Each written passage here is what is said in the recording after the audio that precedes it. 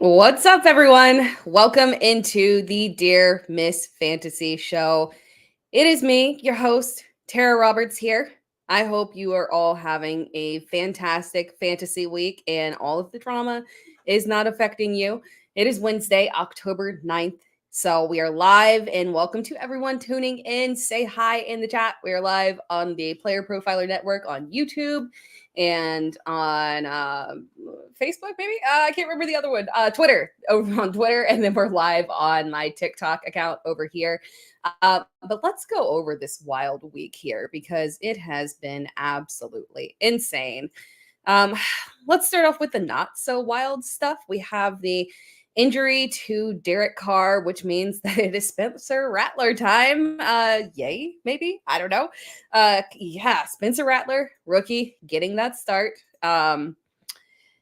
It's not that I saw it coming, but I think sometimes with rookies, they had him out. Obviously, they were maybe hoping to give him a little bit more time to develop. But with the Derek Carr injury looking like a multi-week absence for the sake of their team, which they do feel is competitive, they think that Spencer Rattler is the better option. And I don't disagree with them on that. I've never really been a believer in Jake Haener. Now, I don't necessarily know if I'm a believer in Spencer Rattler, but we'll see how it all works out this week. And he gets a pretty good matchup to start off here against Tampa Bay.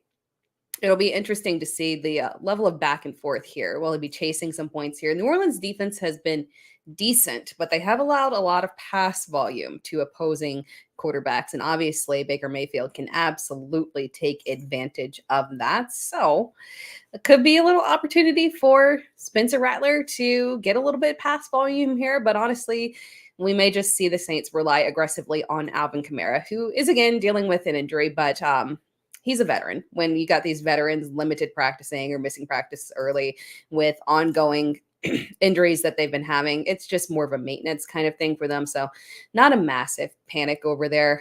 More than likely a lot of volume heading over the next couple of weeks for Alvin Kamara. So that's yay for us. We want volume here and potential check downs as well. So that all bodes well for Alvin Kamara. Obviously, it makes the receiving situation a little bit shaky here. I was doing a podcast earlier with RotoWire, and we were discussing how this affects Chris Olave, who up until this point, excluding week one, had been fairly reliable in terms of general consistency. Not a ton of upside, but somebody who wasn't going to completely blank you. That changed last week, obviously, in the difficult matchup with Kansas City. But in terms of how this Spencer Rattler situation affects him, honestly, it could be a little bit more beneficial for him, comparatively between his role and Rashid Shaheed's role in the offense. Obviously, Rashid Shaheed being the big deep threat there. A little bit more intermediate routes available for Chris Olave, maybe matches up a little bit better with Spencer Rattler there. So it might not be completely destitute there, but in terms of week one, not knowing anything about Rattler's preferences and usage in this offense, we are moving him down further in the rankings. He's a low end wide receiver too. For me, he may dip honestly a little further back because I like a lot of guys, even in difficult matchups, like my boy Brian Thomas is someone who I could see myself raising up this week over Chris Olave. So things could change. My rankings are live in case you guys wanted to check them out. Available in my link tree as well. Remember, drop your questions. I see everyone dropping your questions. Hey to all of you. I see fantastic questions going on. We've got panic about Deebo. Lots of Broncos 2024 talk. How about Bo Nix? You know what? You know what? Bo Nix heading into the season, obviously there was skepticism there, but I liked seeing him challenge Sean Payton, fired up on the sidelines, voicing his opinion there. I liked him being a little bit more assertive, a little bit more aggressive there. The flow of the offense is going a little bit better. We're seeing Javonte Williams pick up pace a little bit more. And I'm not trusting Javonte Williams. I'm not trusting vast majority of the pieces within the Denver offense, but it's flowing in a positive direction. So we're feeling good about the direction that we're heading there for them. More comments over here, and we'll dive into a lot of these questions. We got T. Higgins and Rico Dowdle for Stephon Diggs trade with Nico Collins out. Yeah, I think that's a perfectly fine trade right there. It is a lot in theory because I do think that Dowdle is going to be the clear RB1 for the rest of the way there. But T. Higgins, obviously, inconsistent asset. a lot of times somebody who unfortunately uh, has the upside, but has a very volatile floor there.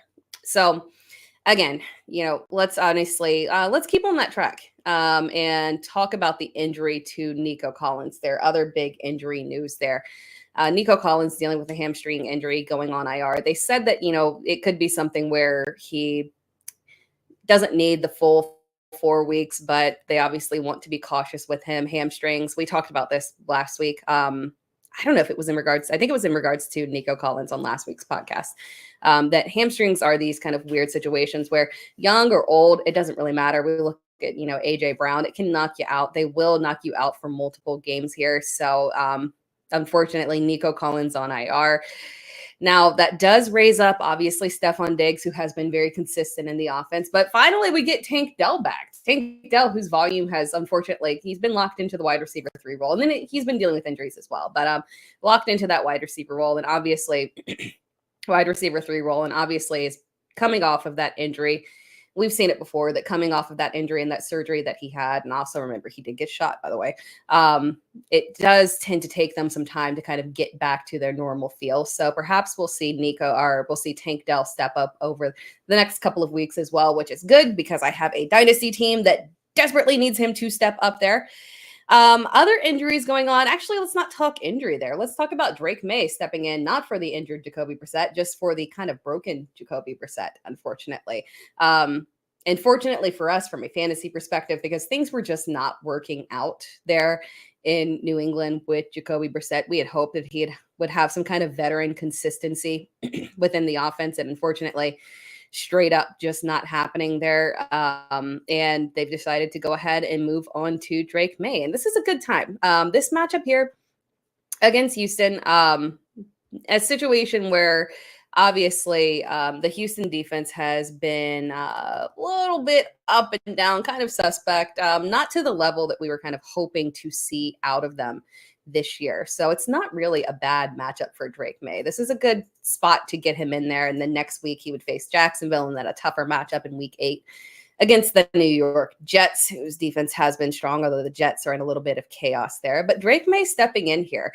Obviously, right now, we're not going to be starting any of these fantasy assets. Ramondre Stevenson being the only exception, although it is to be noted that he is dealing with an injury, so we do need to monitor that. But we'll give it a pause here for Drake Maye and his first action back before we dive into getting too excited about these fantasy assets in New England. But I am pumped for, in particular, here. We could see some maybe back half of the season flex usage from my boy Jalen Polk. That would be amazing. I was really hoping that we would see Drake Maye at some point to pick up that offense and get some more production out of these receivers who, it's not a deep receiver core. It's not a flashy receiver core, but it's a little bit slightly more respectable than we're giving it credit with some of the young assets in there. We saw Demario Douglas step up last year. I just talked about Jalen Polk there. So there is some opportunities there for them. Now, moving on to some other maybe not so positive news. By now, obviously, we've all discussed the Robert Saleh being fired. Now, again, we talked about the Jets last week, so this is kind of a reiteration, but we can approach it from a fresh perspective here. I actually released 2 videos today about the Jets. One was filmed yesterday post Saleh firing, regarding the huge upside that Breece Hall actually has this week, even though we do have a chaotic situation going on with New York. And then the second one was regarding the firing of Robert Saleh. So looking at that Jets situation, just speaking in general about the firing of Saleh, I felt like it was ill-timed, not really a logical move mid-season. You saw, Kyle Shanahan speak out on behalf of Robert Saleh saying, hey, they're literally competing to be at the top of the division right now. They're not out of it by any means. So firing your coach at this point and kind of sending your team into chaos is a little bit peculiar there. So that is kind of an interesting situation in terms of the timing. But the overall situation for the Jets, obviously, it just kind of reiterates that Aaron Rodgers is in control of this entire team at this point. And they're so far deep into this situation with him. he is in control of players being acquired at this point. This obviously brings on the potential of the Davante Adams trade here. Personnel, we've only got Nathaniel Hackett there because of Aaron Rodgers. He would not be the offensive coordinator there if that was not the case. He was the one that probably should have been fired because the defense was not the issue. Obviously, it was the offense that was really struggling there. And that is Nathaniel Hackett and Aaron Rodgers. It's wild. Off of a multi-interception game, Aaron Rodgers, coach getting fired. Not a lot of logical sense on that one, but kind of approaching this for how we approach these fantasy assets for New York in week 6 here. This matchup is not an ideal situation for the pass game. Buffalo has been stout against the pass all season. The way that you want to approach them is on the ground. We saw it with Derrick Henry, obviously obliterating them. Buffalo is giving up one of the highest, if not the highest, fantasy points in average to opposing running backs. And a good chunk of that obviously is Derrick Henry, but multiple running backs have absolutely had fantastic games against them. So the best way to approach them really is to lean on the running backs that you have not been giving volume. We saw, Breece Hall is that dude. We saw it last year. The struggles have been unfortunately existing for him this season. And a lot of that has to do with the just overall offensive situation, a lack of volume, increased volume from Braylon Allen. But really, it's been difficult matchups. I don't have massive panic over Breece Hall because these early season matchups have been so difficult. So when we're looking at him finally getting a break here, where the way that you want to attack them is on the ground, the way that the Jets should approach this, logically, the logical way for them to approach this is by attacking on the ground. Now, my question here is whether or not that's going to happen. If it does happen, I think Breece Hall is in line for a huge game. So I have him a little bit higher than consensus in my rankings this week. But there is that nagging fear that Aaron Rodgers is now in control and he goes out in this matchup and he's never one to back down from a difficult matchup. So maybe he goes out there and decides that he just wants to air it out. And this is what he's doing. And, that the best way to approach this is to lean heavily on the run game. I don't want to do that. Coach just got fired. I want to show off. So it's a very murky situation. I like Breece Hall this week. I love the opportunity for him and the upside, but I do have a little bit of fear around just what kind of chaotic situation we can get here with Aaron Rodgers. And again, we talked about that Derek Carr injury, which kind of, tying back into Davante Adams there. We had Davante Adams as kind of being pegged for wanting to, he's feeling like he wants to play with his boys, right? I guess he's at that point where he's just not having fun in Vegas. He went to Vegas to play with Derek Carr. Now he wants to trade. Vocally wanted to be with either Derek Carr or Aaron Rodgers. Derek Carr's injury being a multi-week situation kind of potentially knocks New Orleans out of contention. There's no logical reason he would want to go to New Orleans and play with Spencer Rattler. So it just makes that Adams trade to the Jets makes so much sense there. And obviously that would shake up things incredibly from a fantasy perspective, perhaps making Breece Hall or making Garrett Wilson a more volatile fantasy asset than he already has been early this season. So I don't feel like the drama is slowing down anytime soon. This is going to be a wild couple of weeks heading forward as we've got potential trades, injuries happening. So just stay tied in because it's going to be potentially a chaotic mess. Let me show some comments here from the chat here regarding the conversation we've been having here. Rodgers head coach in 2025, 2026 from Glenn Miller. It's at this point, and with his personality, it's difficult to coach this man. I'm sure Matt LaFleur can speak to it towards the tail end there. He's very headstrong and very confident in himself. He does essentially operate as the coach.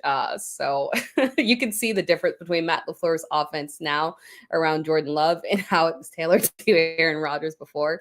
So it's very interesting. Yeah. Let's see. We've got a comment here from Mo. Hey, what's up, Mo, in the chat? Holding your nose and still buying low on Breece, even though the Jets haven't fired Nathaniel Hackett. It won't because of A-Rod. 100% agree. He's a buy low for me. The matchups are going to turn around. We've got this, matchup with Buffalo that is obviously ideal. Ultimately, I know there's a lot of fear around Braylon Allen, and I like Braylon Allen, but I don't think that this is a situation where Braylon Allen is going to overtake Breece Hall. It takes the cap off of his upside to where we were thinking he was going to be the overall RB1, but he's still the RB1 with top 10 upside there. Before last week's poor performance, again, a bad matchup. Before last week's poor performance, Breece Hall was a top 10 back in half PPR in average points per game. So we've got to slow our roll on that one there. One bad performance shouldn't make us completely fall off. It's a nice buy the dip kind of time period for him as well. We'll take a couple of questions here in the chat, and then I think I got to take an ad break here. We'll do this real quick. From Mr. Lopez, Deebo or Terry McLaurin this week?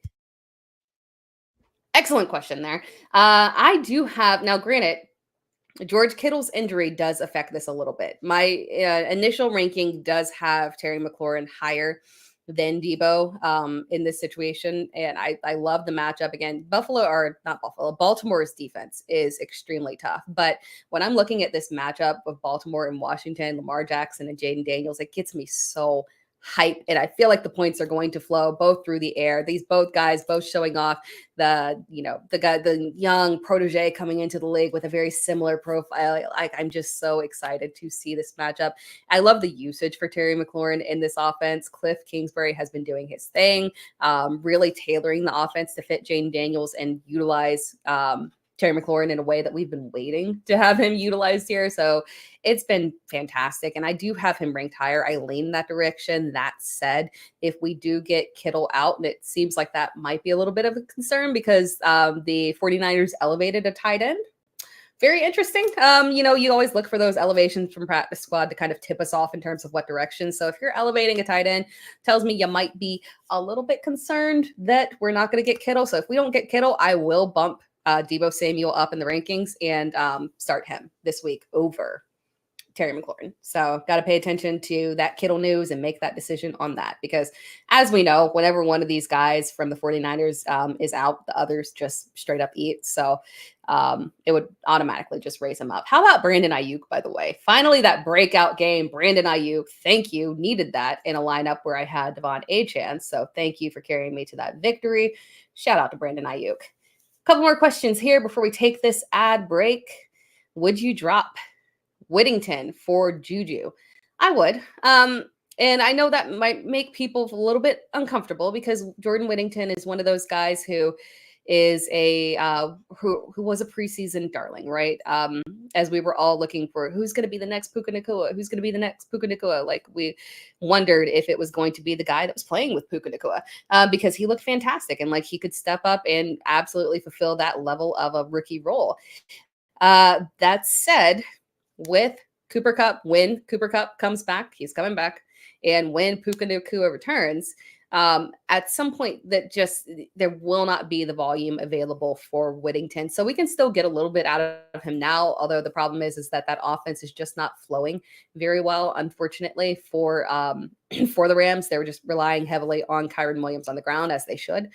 Ultimately, the role for Whittington is going to be a little volatile as we get further and get healthier there. And Juju's role is Juju's role, right? I feel like we can expect what we can look for him is expecting this return to, because remember, Juju's not old. He's been in the league for a long time because he came in extremely young. He is like the polar opposite of Calvin Ridley, who is barely on his second contract, despite the fact that he's knocking on 30.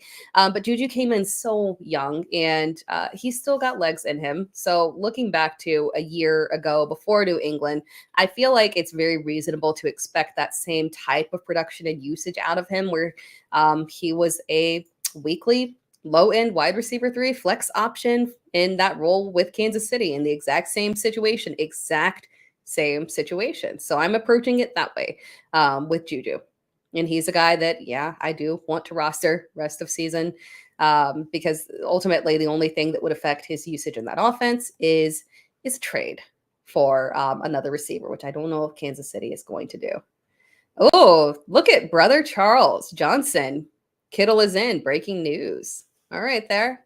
I have not been getting the updates as I have been prepping for the show. So if Kittle is in, that is very critical there. But I have not looked at my practice report updates yet for this afternoon. Couple more comments here, then we'll take a ad break.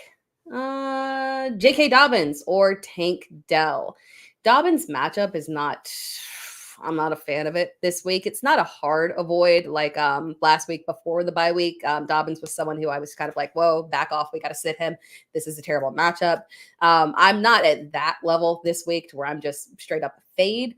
But again, with we talked about Nico Collins being out earlier, raises the profile for Tank Dell, like this matchup here for him. So not absolutely terrible. So Tank Dell is the one that I would play. All right, over here on the YouTube crowd, guys, and for podcast purposes, we are going to take a short break and hear from our sponsors.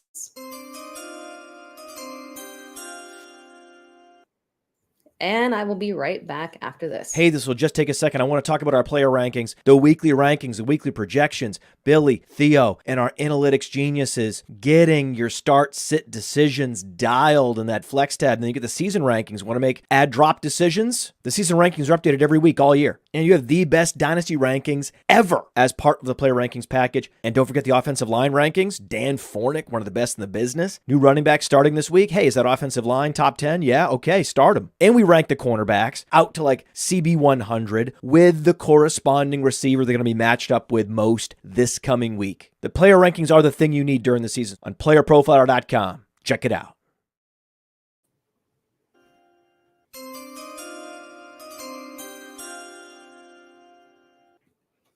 All right, we are back live over here. It's always weird because I'm still live technically on TikTok, but you guys are paused for an ad break over here. But we are ready to go, and we are going to dive back into more questions because you are dropping them like crazy today. All right, do some more. Justin better PPR pickup. Ooh, Juju or Tolbert.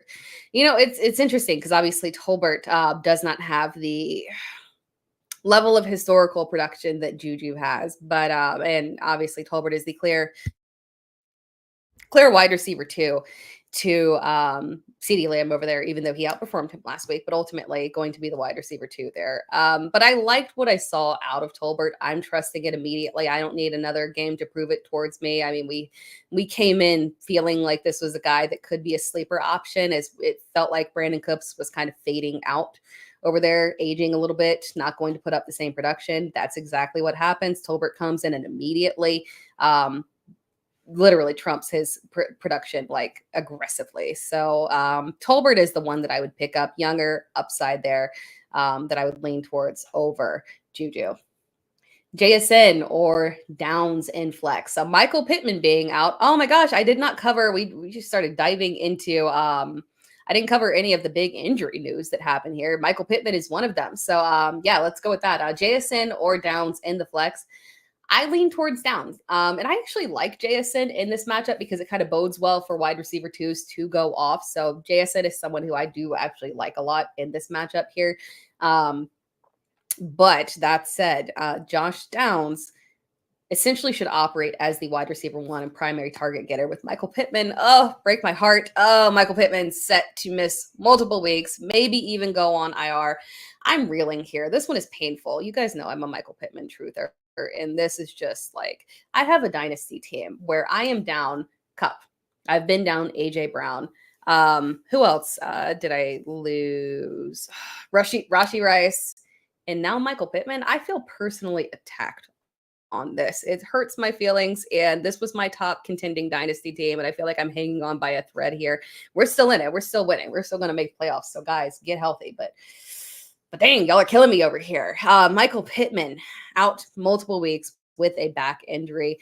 We don't know yet for sure on Anthony Richardson. Seems like he's likely to be back, but again, we don't entirely know. I guess if we're talking about, Jonathan Taylor also out there, potentially out there as well, it leans more towards just kind of what the feel I'm getting is that we're more likely to get Richardson than we are Jonathan Taylor.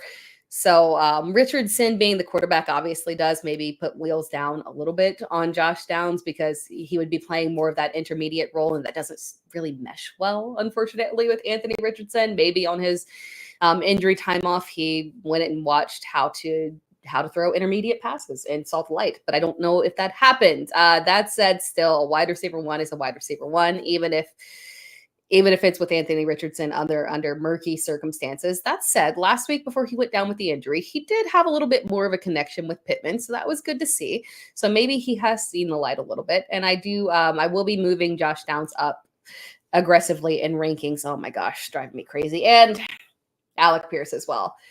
Trade Kyren for Amon-Ra. If you're struggling at, maybe you lost Nico and maybe you're down bad at receiver, you could do that. Kyren is not somebody, now granted, it's a fair trade. That's an even trade. So I guess it's just kind of roster preference for you. If you can afford to get rid of Kyren, maybe you got lucky and hit on some running backs mid-round that have really pulled through for you. But I love Kyren Williams rest of season. I was big on Kyren heading into the season.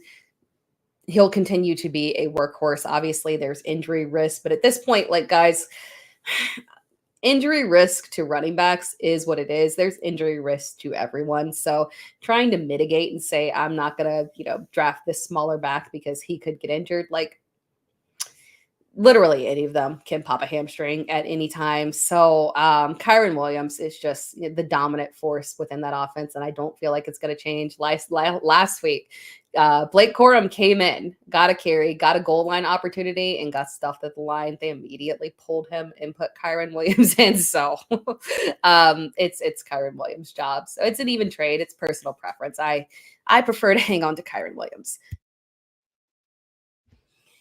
Jordan Love or Brock Purdy. I have Jordan Love. Let me verify. I want to say 2 spots higher than Brock Purdy. Come on, internet. I have Jordan Love.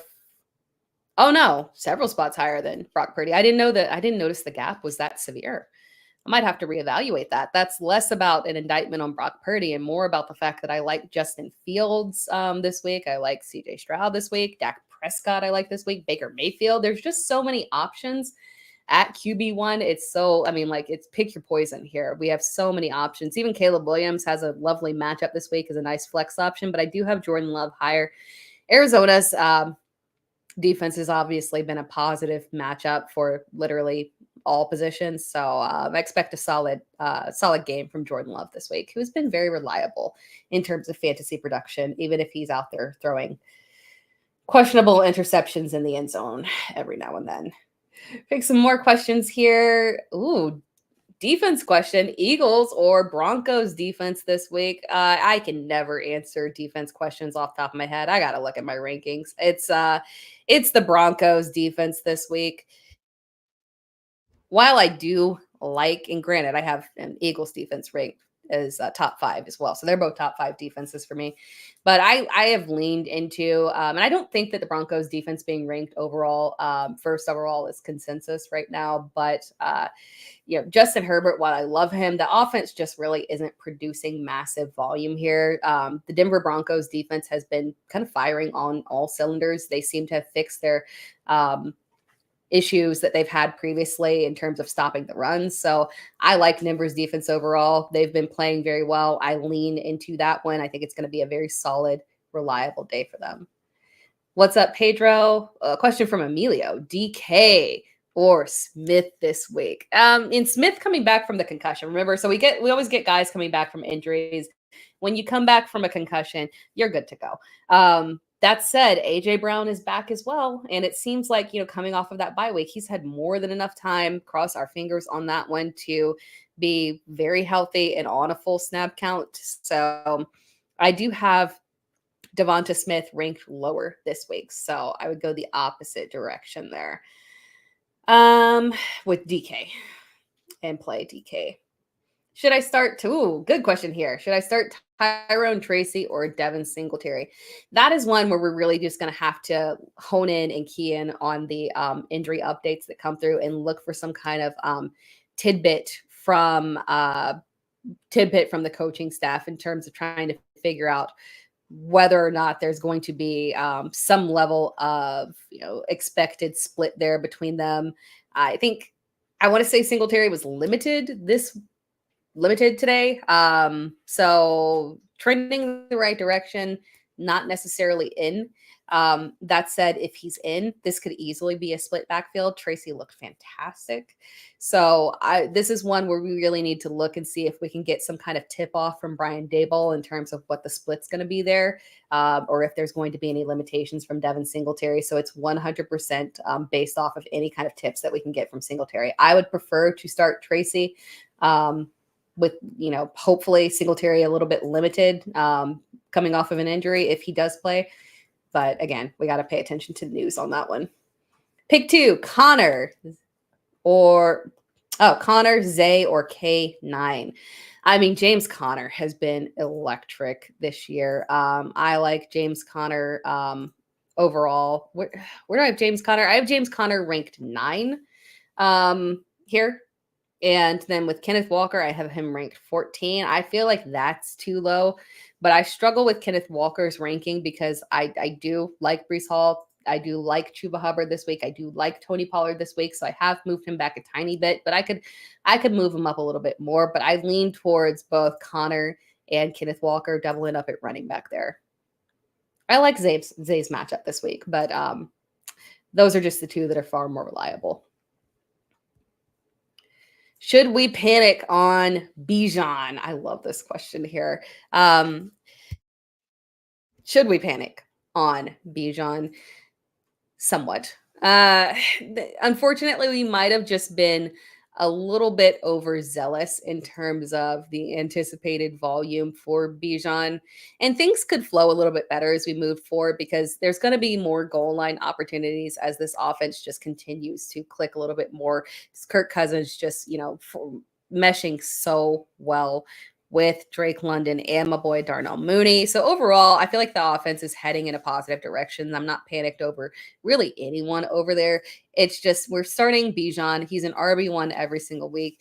Unfortunately, similar to Breece Hall, but not as bad. We don't have that same level of upside. That said, if I'm looking at Bijan compared to Breece Hall and whose backup is a little bit more of a threat, although I do like Tyler Algier, I don't feel like we'll see a scenario where Algier really pushes an even touch to really pull Bijan out of that RB1 role. So we're not panicking too bad over Bijan. From Brother Charles, play Tucker Kraft or Laporta at tight end. Oh, Tucker Kraft or Laporta at tight end. That's honestly an extremely close one. And it's difficult because Tucker Kraft has been so reliable over the past couple of weeks here. The volume has been pulling through. And with Sam Laporta, unfortunately, we're not getting that same situation. He has been massively underwhelming. He has just one tight end 1 finish on the year in half PPR, probably full PPR too. The volume has just not been there. A maximum of 5 targets on the season. The touchdown equity hasn't been there. And we kind of got to remember that last year touchdowns played such a big role in his success. I have Laporta 1 spot higher than Tucker Kraft right here. Laporta at 5 and Tucker Kraft at 6. But quite frankly, just talking it out right here, I feel more inclined to flip that. As a matter of fact, I might do a live flipping right there and go with Tucker Kraft over Sam Laporta for you. That's the direction. The volume.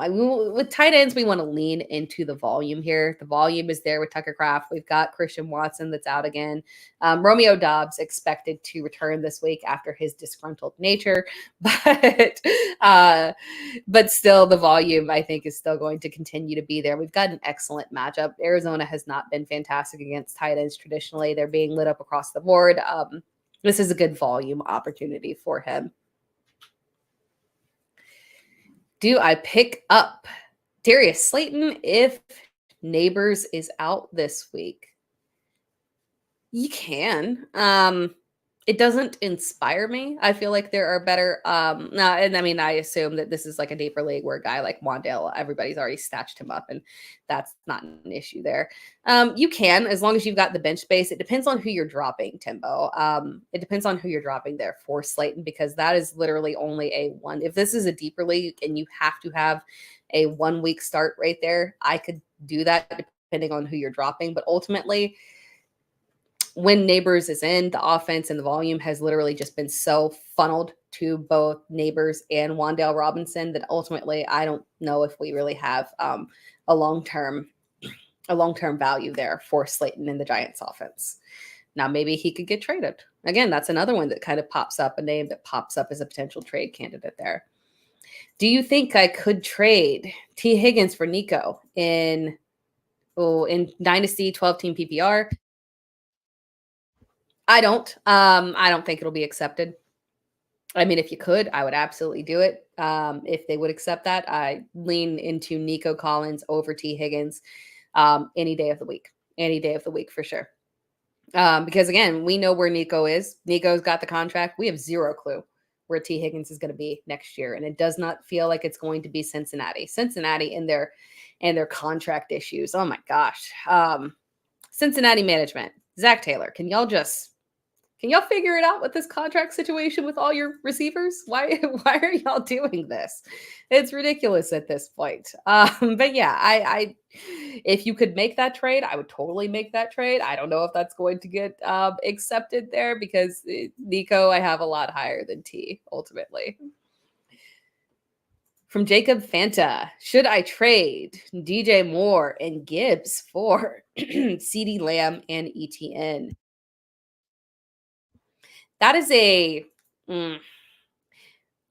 so yeah, it's a flip-flop trade there, right? You're upgrading at wide receiver with CD, and you're significantly downgrading with ETN for Gibbs. I'm not super comfortable with that one. And the reason that I'm not super comfortable with it is because while I love the talent and upside, and I'm a believer in Rome Odunze, ultimately, I still feel like DJ Moore is going to be the wide receiver one of this offense for the remainder of the season. We're seeing great development from Caleb Williams. So while DJ Moore isn't CeeDee Lamb, I'm not sure that I'm willing to make that drop off at running back because Gibbs, the upside is so high. ETN in the volatile offense there. And quite frankly, and Doug Peterson sets, I don't trust Doug Peterson and what he says. That's one of the coaches that if he says something, I'm like, don't trust you there. But he did say that they're not phasing Travis Etienne out of the offense. So I don't think that his role is completely threatened, but if you just straight up keep getting outperformed by Tank Bigsby, what's going to happen is that Bigsby is going to get the bulk of the workload on the ground, the goal line opportunities, and ETN still has the edge in terms of receiving upside. So it'll all just depend on matchups for ETN. And I'm not super comfortable with that, unfortunately. So I do not like that CD Travis Etienne side of that trade long term. From Nicholas, Anthony Richardson or Patrick Mahomes rest of season. You're throwing out real bomb question right there. Oh man, we were talking about Patrick Mahomes earlier today on a podcast, and we all feel very comfortable rolling him back, unfortunately, with the upside that other quarterbacks ultimately provide. Now, I don't know if I can rank at any point Richardson higher than Mahomes rest of season because of job security there. Do I believe that Anthony Richardson is going to get benched at some point? No, but I also didn't believe that we were going to get Bryce Young benched literally 2 games into the season. So anything can happen. And Anthony Richardson has development that he has to make. He's been inconsistent. And unfortunately, now granted, Jonathan Taylor being out does potentially affect this a little bit here. But I feel like a big issue with Anthony Richardson, we knew he was going to be volatile this season, right? Because essentially his rookie season straight up didn't exist because of the injury. But the problem here is that what we're seeing with Anthony Richardson is the rushing upside that we thought was going to be there is not there. They're leaning on Jonathan Taylor. Again, he's out, but they have been leaning on Jonathan Taylor. So we're talking rest of season here.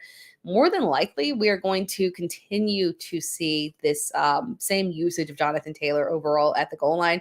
If those touchdowns aren't there for Anthony Richardson, the volatility, the floor is going to be lower. I prefer Patrick Mahomes rest of season, even though he no longer has that like high end upside from a fantasy perspective. But I just trust him more. I want the guy that I know is going to be on the field. And at this point, I don't know that, unfortunately, with Anthony Richardson. Any news on Davante Adams? He's out for this week. I mean, it's expected. I talked a little bit earlier in the show about Davante Adams' kind of trade situation here. We know that New Orleans and the New York Jets were his preferred locations in terms of who he wanted to play with. Obviously, the Derek Carr injury right here just kind of makes that situation a little bit impossible, unfortunately, for Davante Adams, because Carr might not be back before the trade deadline. The severity of the injury could be a little bit more as well. So the idea of him going to New Orleans to say, I no longer want to play with Gardner Minshew and Aiden O'Connell, now I want to play with Spencer Rattler, doesn't really seem to track there. So again, I'm still kind of just leaning the direction of him more than likely ending up as a Jet. There's also the possibility that ultimately he, a team like Buffalo decides, God, we truly actually do need a wide receiver one, and makes that trade. We know Pittsburgh wants an additional receiver. So there's options here. Adams, unfortunately, is out until he gets traded. And Antonio Pierce said, "Oh, he'll play when he's healthy." That's coach speak. We know that Adams' health is not going to exist until he is traded, because that's 100% on him. Is Chris Olave for Breece Hall a fair trade? Yeah, absolutely. Absolutely. I like that. That is a good trade. I actually really like that trade. From Devin Jones, is Blake Corum is Blake Corum or Jalen Polk worth a bench stash? You're killing me with that one, Devin, because Jalen is I'm heavily invested into Jalen Polk. I'm a true believer in the talent there. That said, ultimately, obviously, Corum is a handcuff, has the far higher upside if Kyren Williams were to go down. And it's tough to roster young wide receivers with potential over running backs, like high-end handcuff running backs. So I feel like Corum is the better stash right now. But I love Jalen Polk. That one hurts me to say right there. Thoughts from Virtual Run Challenge. Thoughts on Chubb or Ty Chandler? That one is interesting because obviously Ty Chandler on a bye week here, and potentially multi-week absence for Aaron Jones. Now, Ty Chandler didn't look fantastic last week, but he would step into the RB1 role. That said, while it's difficult to trust Chubb coming off of that injury, he's an older back, obviously, and while we love him, that's a lot to come back from. And we've seen this situation time and time again from older running backs coming from significant injuries. It's just not the same for them. That said, and Cleveland's offense is so bad. I said that said 5,000 times. They don't seem truly invested in any way, shape, or form in Jerome Ford. I try to say that in the nicest way that I could, because I don't get it. I don't understand why you're not giving Jerome Ford more volume in an offense where the pass game is a complete mess. And Donta Foreman has not looked better in any way, shape, or form than than Jerome Ford. So it's a peculiar situation there, honestly.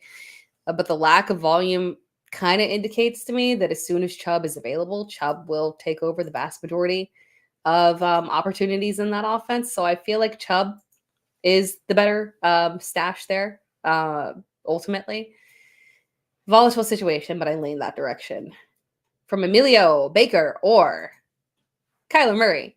I have Kyler Murray higher this week. And this one is one that I kind of go back and forth on here, just because Baker has been so insanely reliable. When we look at Baker Mayfield, now granted, this matchup is obviously difficult, and quarterbacks have pushed high volume.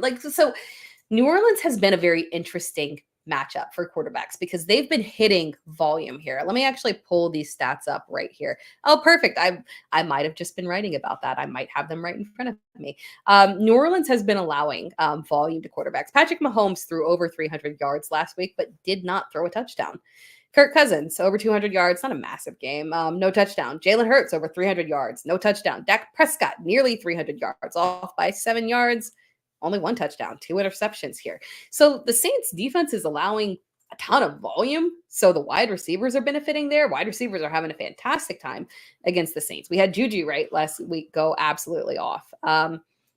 But the problem is that the quarterbacks are not getting those touchdowns. So while Baker could have a very fine day in terms of volume, win the game, dominate, have Chris Godwin over there looking fantastic. I was going to say Mike Evans, and then I stopped myself because you got to remember, this is Mike Evans' nightmare matchup here so against New Orleans.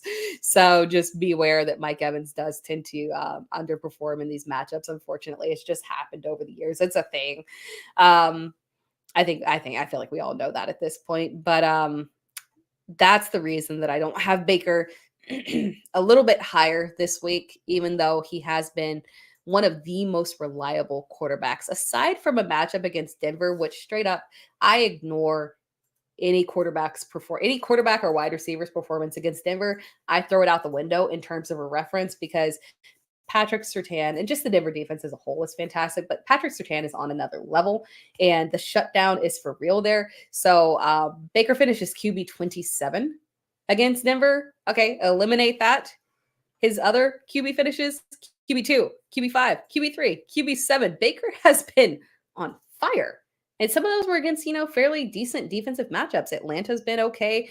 Detroit has been, stout against the pass as well. So, yeah, Baker is dealing. Baker is absolutely dealing this season, but the matchup is just one that is probably going to result in kind of a mid QB2 week for him, unfortunately. So Kyler Murray, even though Green Bay is, a strongish matchup against the pass, they can shut down the pass. We've seen it, but Kyler has that rushing upside. So I prefer Kyler Murray against Green Bay this week. I'm not fading him. I like this game to be one of the higher scoring games, obviously a higher over under, and a little bit of a shootout opportunity there for them. So Kyler Murray might have to push volume in this matchup. Hopefully have to push volume. We need a good week for you, Kyler Murray. I do for sure. Let's see. Oh, this is a good question here.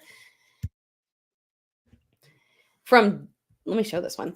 From 3P1C fail. Rank these stashes with injuries. AD Mitchell, Alec Pierce, Xavier Hutchinson, Dalton Schultz.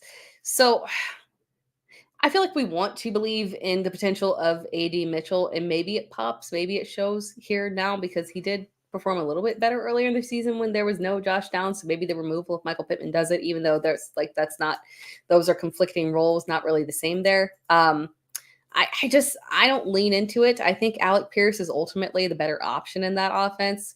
Michael Pittman, obviously on IR, so it's a multi-week absence. Same deal with Xavier Hutchinson and Dalton Schultz dealing with Nico Collins. But Alec Pierce is the one that I look at and I lean towards. Obviously, he is a very risky and volatile player because volume is not his friend. It's not happening. He's a big play, 3-target kind of guy. We want that deep, like I'm running straight down the field and throw me the ball. It's going to be a deep touchdown. It is what it is with him. But that is my preference in terms of guys that I would actually trust to utilize given the injury situations that they're in. So I like that. Good question there. Excellent question. Let's see. We got lots of questions. I feel like I'm just picking and choosing here, guys. Tank Dell or Tolbert. Did I do this one? I don't think I did this one. Tank Dell. Again, we just talked about Nico Collins being out. Obviously benefits Stephon Diggs and Tank Dell significantly. Tank Dell coming back off of that injury seems good to go. perfectly fine option, fully recovered here. So leaning into Tank Dell over Jalen Tolbert, although I do like Jalen Tolbert's upside as well. Trade question from Happy Hour. Trade Mason for Aaron Jones. That's a spicy little trade there. I mean, if you now, granted, this is an interesting situation because a lot of times people that are starting Mason, if you didn't have Christian McCaffrey, you are operating with potentially 3 top 24 running backs, and you're living in a very generous land where you can make trades like this. You could trade Jordan Mason for Aaron Jones and potentially be without Jordan Jones for a couple of weeks here as he's dealing with the injury. If you don't have to use Aaron Jones over the next few games, then yeah, I can make that trade. But the hip injury kind of worries me a little bit, especially with an older running back. I like your thought process on trading Mason for that level of a running back. Aaron Jones is the right level, but I would target someone healthier just because, again, older running back hip injury makes me a little bit uncomfortable here. Got offered Dobbins for Wan'Dale Robinson. Who would you rather have in PPR? Yeah, I would rather have Dobbins. At this point, again, Dobbins is a guy who, again, injury risk, because unfortunately we've never seen him. Oh, poor J.K. Dobbins. The prospect of him playing a full season is not super high, right? That said, you have to roll with it there. He's the RB1. We can't be making the decisions based off feeling that he's not going to make it through an entire season. Wan'Dale Robinson has obviously been fantastic in PPR, very reliable floor. Upside is not fantastic to the level of that which you can get with Dobbins. I prefer, I would take that trade for you. Yeah, I would accept Dobbins for Wan'Dale Robinson. And I like Wan'Dale. Yeah, Terrell, go ahead and send your chat. From Glenn Miller, should I go with, good question here. I like this question. Should I go with, you ever notice I will read a question and halfway through stop because I love it that much. Should I go with Josh Allen or JD5? I have moved Josh Allen slightly back in my rankings. And this is significant because I've been very much so headstrong Josh Allen QB1. I'm not moving off of it because he is the guy with that upside. That said, I moved him back further in the rankings this week, particularly with the difficult matchup against the Jets in what could be a chaotic game here, game here with the Jets and Jaden Daniels, even though it is a difficult matchup with Baltimore. I love the upside that he has shown here. The project. I mean, I talked about it earlier in the show here. We're talking about a quarterback who has not finished outside of a mid, or his worst finish is a mid QB2 at QB 18. He has finished just QB3, 18, 3, 5, and 12. And he got 12 last week against a solid Cleveland defense who, got off to a shaky start, but has really been turning things around lately. No, I can't sit Jaden Daniels at this point. I am starting Jaden Daniels over Jalen Hurts this week in a league. Yeah, we're rolling with the confidence there with Jaden Daniels.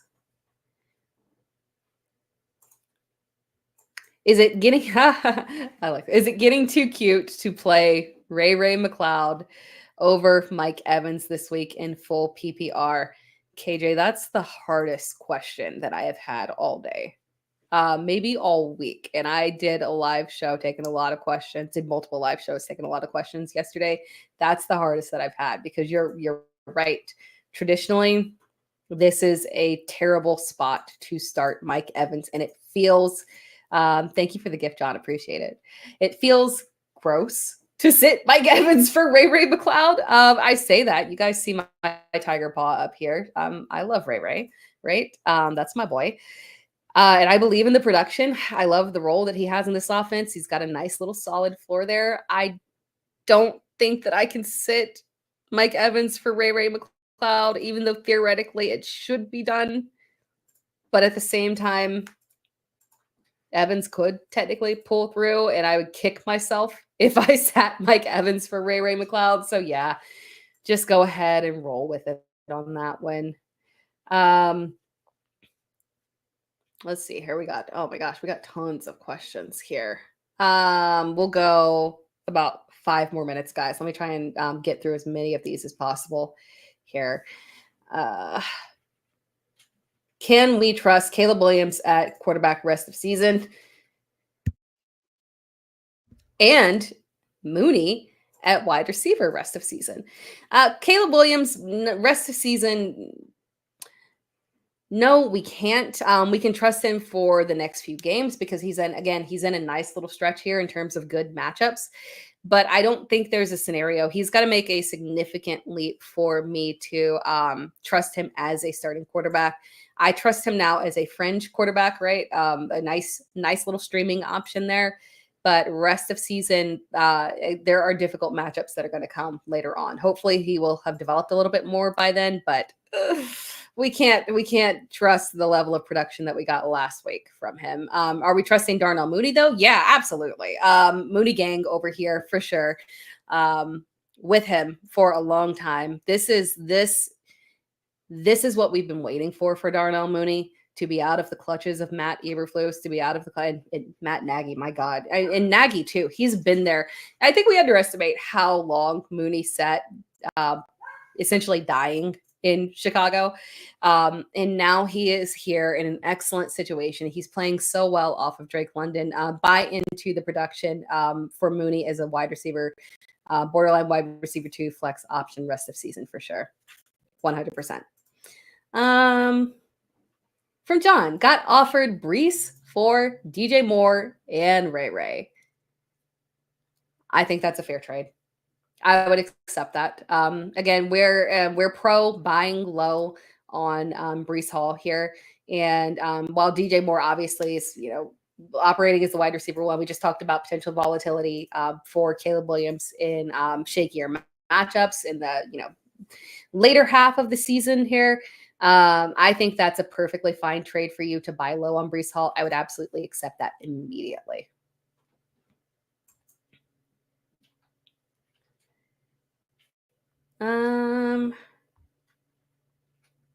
I saw someone else's. Sorry, I'm trying to figure out because I've missed some of these gift giving questions here, and I don't want to miss out on those. I have Pittman and Jamar. Should I sell Jamar for AJ Brown and Zay Flowers? Jamar has been on a roll, but losing Pittman obviously is a big pain for you. I wonder what you got on waivers, just what you could roll with Pittman being out, because that's a man. I love AJ Brown, but getting rid of Jamar with the connection that he has had and the role that Cincinnati's offense is on and the way that their defense is so terrible that they're just going to have to keep pushing volume. It makes me uncomfortable, but that's a fair trade for you. You get volume out of it. You have obviously, Jamar and AJ are comparable. I do hold Jamar higher than AJ, but just only by a smidge. And you get to throw in Zay Flowers on that. It's an acceptable trade here. It's an acceptable trade. I think you should, I think you can go through with that. It just makes me so uncomfortable getting rid of Jamar, but that's perfectly fine. And you've lost Pittman. We ultimately don't know at what point he'll be back. So having somebody to fulfill that role, Zay Flowers is perfect for that. So I think that's a fine trade for you. From Terrell IT, from Terrell T. Half PPR team, Superflex, start 2 wide receivers, 2 running backs, 1 flex, Kyler, Hurts, Field, Mason, Gibbs, Javonte, Brooks, London, Godwin, Higgins, Juju, and Juju, Deontay, and Wicks.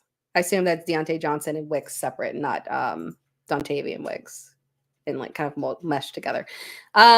So from that grouping, obviously, we like so Superflex here.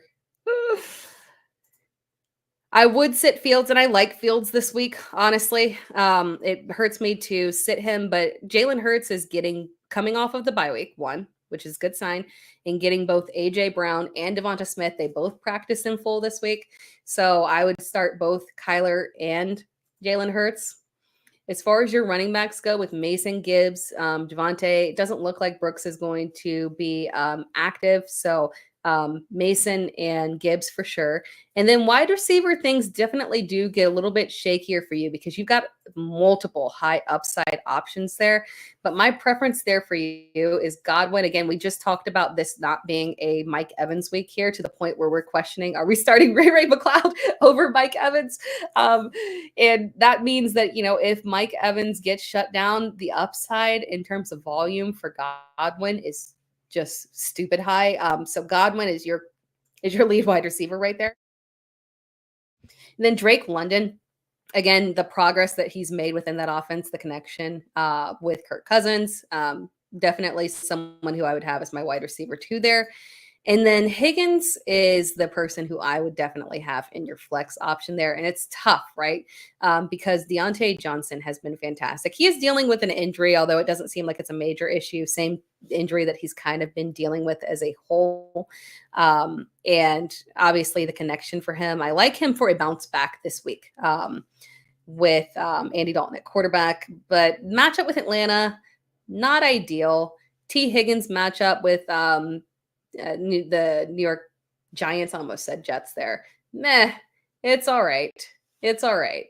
But Higgins in that Cincinnati offense have absolutely been rolling. I'm liking the volume that he gets. So I would go Higgins over Deontay. I have him ranked 4 spots higher. Can do that math. I have him ranked 4 spots higher than Deontay Johnson this week. So that is the direction that I would go with your lineup. That covered it, right? Yep, I got all of it because it was only one flex. Perfect. All right. We'll do some more questions here, and then we're going to head out. Make sure that I get all of these questions. You're welcome, Terrell. Good question there. Pick 2 out of 3, ETN, Cook, or Chuba. Oh my gosh. It's Cook and Chuba for sure here. And I bounce back and forth between these two guys in terms of how I'm ranking them. I like both of their upside this week. Love Chuba Hubbard this week. ETN is the one that I'm worried about. We talked about it a little bit earlier. Would you trade AJ Brown for St. Brown? I would not. And it's a fairly even trade for me in terms of both your round 1 guys here. Obviously, AJ coming off of that injury, it's been frustrating. I am someone who I've got a lot of AJ Brown this season, so I'm not a happy fantasy manager on this one.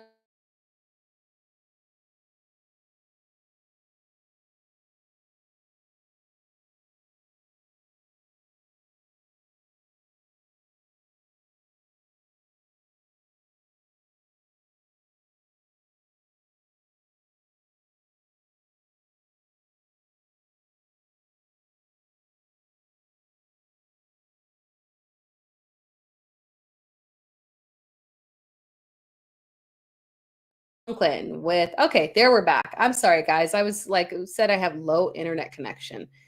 Maybe I should not be streaming on multiple devices here on my shaky internet. It's fiber optics or whatever, something like that. It doesn't reach this office very well. Not good internet. Harris for Achane. Yes, 100% make that trade right now. Najee if you can bail out on Najee, do it now. The fact that he has not performed with all of these running backs being out, cut, bail out, sell for what you can. So disappointed in him. Najee has frustrated me more than potentially any other running back thus far this season. It's been so frustrating, not taking advantage of volume and upside. So disappointed in him. I'm sorry. I'm just ranting like he's my kid here. I'm a mom, so I'm just kind of ranting I'm so disappointed in you, Najee. You've let me down with your life choices. From Buckets, Jalen Hurts for DJ Moore. Ooh, which side do we prefer there?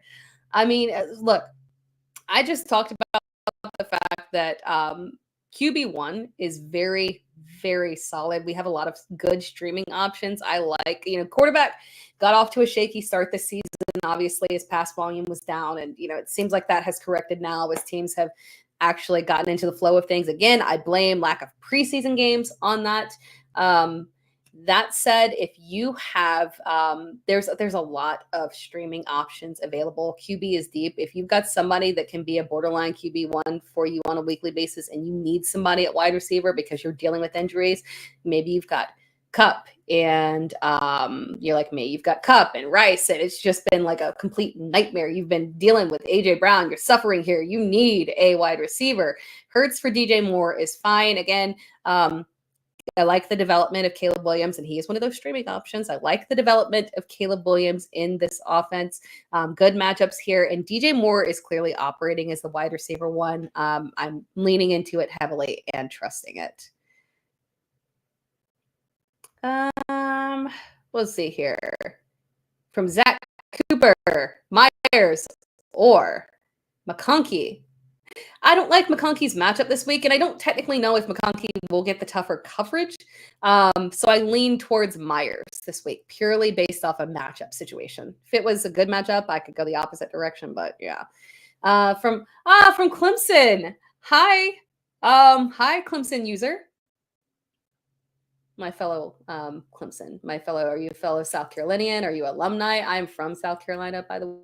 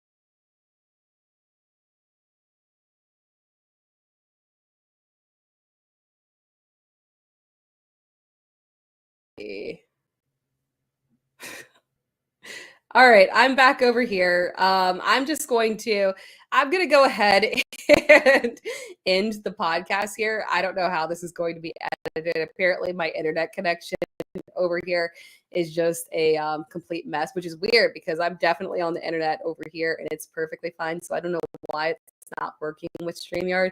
But before I get completely closed out of the show again, I'm just going to go ahead, and we're at a little over an hour. So yeah, hopefully this can be fixed in the podcast version, but I appreciate all of you guys tuning in. As a reminder, and I'll answer a couple more questions over here because I see some guys that have sent gifts, and I'll answer your questions over here once I end things over on the YouTube channel for the sake of the shaky internet over here. But again, I appreciate you all joining in to the show. That wraps things up here. As a reminder, please make sure that you are subscribed to the podcast on all platforms if you're not already subscribed, and make sure that you are subscribed to Player Profiler. And if you want to subscribe to me as well, I put out videos on YouTube. I'm trying to do a better job at making sure I do that consistently. It's tough to get content all over the place. You've got all my content with Yahoo that comes out on a weekly basis, so make sure that you are following me on all platforms: YouTube, Twitter, Instagram, TikTok, and you will get literally everything that I put out. I try to make sure it goes to all locations. So appreciate you guys. I really hope you all win your fantasy matchups this week. Good luck with your lineups, and I will catch you again next week. Bye, guys.